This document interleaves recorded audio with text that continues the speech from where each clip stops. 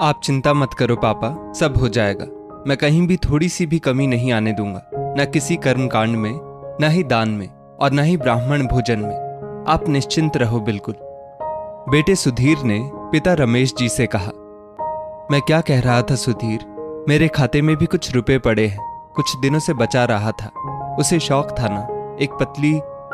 भैया जी, वो बड़े पंडित जी आए हैं, आपको बुला रहे हैं कुछ और इंतजाम के बारे में बात करने। रमेश जी की बात अधूरी ही थी कि छोटे बेटे वरुण ने आकर कहा तो सुधीर उसके साथ निकल गया। पापा, आप अपने पैसे रखिए, आपका बेटा इस लायक है कि सब कुछ संभाल सके, कर सके। आप निश्चिंत रहिए, बस कहीं कुछ कमी दिखे तो बताइएगा। पास खड़ी बड़ी बहू ने उन्हें आश्वासन दिया। रमेश जी को विश्वास ही नहीं हो रहा था कि ये उनका वही बेटा और वही बहू है जो पास में रहते हुए भी कभी झांकने नहीं आते थे। सास बहू के मामले का बहाना बनाकर उन दोनों ने सिर्फ ठिकाना ही नहीं बदला, दिमाग भी बदल लिया। मामूली से पद से रिटायर हुए पिता का और माँ का खर्चा, दवाइयाँ और सारी जरूरतें कैसे पूरी होती हैं कभी खबर नहीं लेने वाले वही बेटा और बहू आज सब कुछ, सारा खर्च अपने कंधे पर संभाले हुए थे। कहने को दो दो बेटे हैं, पर कोई नहीं देखने वाला। छोटा तो फिर भी दूर है और उसकी आमदनी कम है, पर बड़ा तो पास रहता है, हर तरह से लायक भी है। अरे मेरे लिए करे ना करे, माँ को तो देखना चाहिए ना, कितना प्यार करता था बचपन में अपनी माँ से। रमेश जी जब पत्नी रमा को किसी तरह की कोई तकलीफ होती तो कहते, सुनिए जी, इस घर में मेरा हाथ पकड़कर आप लाए हैं ना, बेटा तो बाद में आया, मुझे आप पर भरोसा है बस। आप मेरे साथ हैं और मेरी जिम्मेदारी आपकी है। मैं और कुछ नहीं जानती, ना चाहती हूं। रमा जी का चेहरा गर्व से भर उठता बोलते बोलते, पर मां के बाथरूम में गिरने के बाद टूटी हुई कूल्हे की हड्डी कब बेटे बहू के हृदय के तारों को माता पिता से जोड़ गई, रमेश जी के लिए पहेली ही बनी हुई थी ये बात। शायद अपनी पिछली गलतियों का एहसास हो गया हो बेटे बहू को और प्रायश्चित करना चाहते हो। तभी तो पिछले महीने रमा के गिरने और फिर उसके हमेशा के लिए चले जाने से लेकर उनके कर्मकांड की सारी तैयारियां बेटे बहू भाग भाग कर और एक टांग पर खड़े होकर कर रहे थे। छोटा बेटा तो ऐसे भी दूर रहता था, खबर मिलने पर आया था और अपनी जो जिम्मेदारी बन पा रही थी पूरी कर रहा था। चलो रमा, देर से ही सही, तुम्हारे बेटे बहू को माँ बाप की चिंता तो हुई, अंतिम समय में 10 दिन ही सही, तुम्हें उनकी सेवा तो मिली। रमेश जी बेटे बहू की सेवा देख भरे मन से खुद को समझाते।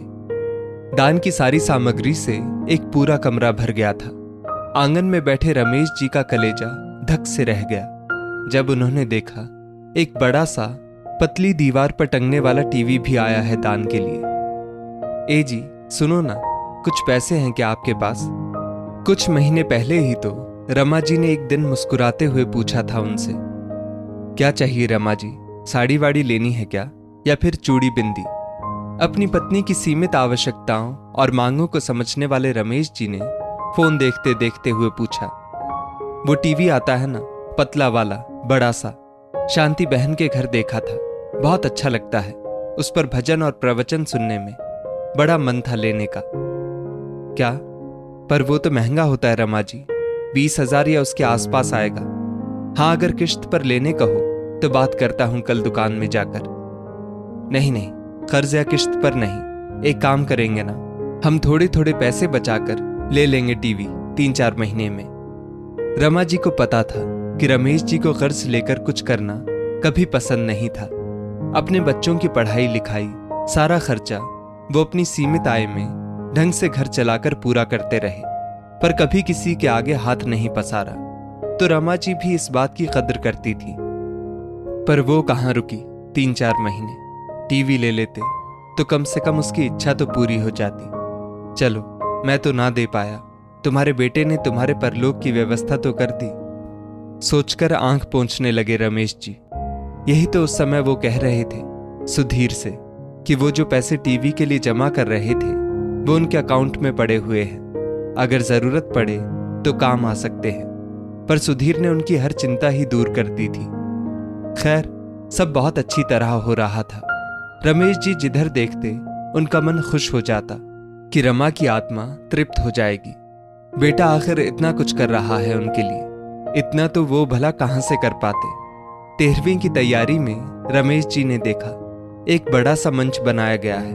उत्सुकतावश रमेश जी ने पूछा, भाई ये मंच किसने बनाने का ऑर्डर दिया?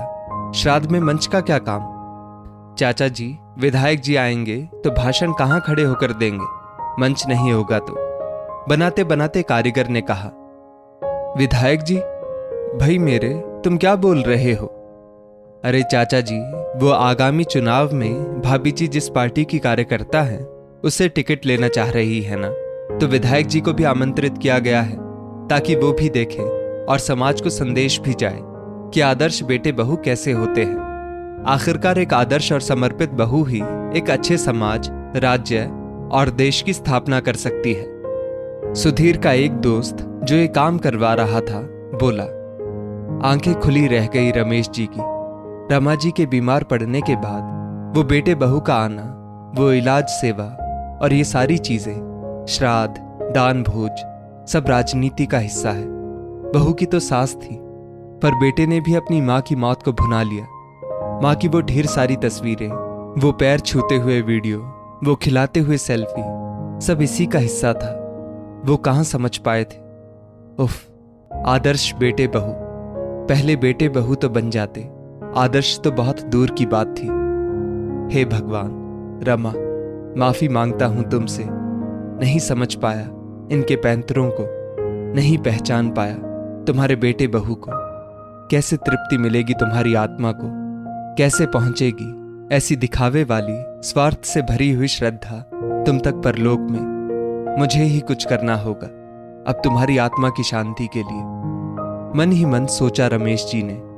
रमा जी की एक फोटो और कुछ जरूरी सामान एक छोटे से बैग में डालकर रमेश जी सबसे नजर बचाते हुए निकल गए। गंगा जी के तट पर जाकर अपनी श्रद्धा और भक्ति से मन से सच्ची श्रद्धांजलि देंगे तो रमा को जरूर मोक्ष की प्राप्ति होगी। पूरी हो ही गई रमा जी की इच्छा। यही तो वो चाहती थी। मां थी ना, अपने बच्चों को उनसे ज्यादा पहचानती थी, तभी तो उन पर ही जिम्मेदारी डाल गई। जब वो श्रद्धांजलि दे रहे थे तो मानो उसी गर्वित चेहरे से सामने खड़ी होकर वो कह रही थी, कहा था ना, मुझे सिर्फ आपका भरोसा है। आप लाए हो ना हाथ पकड़कर, आपके ही हाथों वह तरनी पार करूंगी मैं तो। दोस्तों, इस स्टोरी को लेकर आपकी क्या राय है नीचे कमेंट करके जरूर बताइएगा। और ऐसी ही और भी बेहतरीन वीडियोस के लिए हमारा पेज जरूर फॉलो करें। धन्यवाद।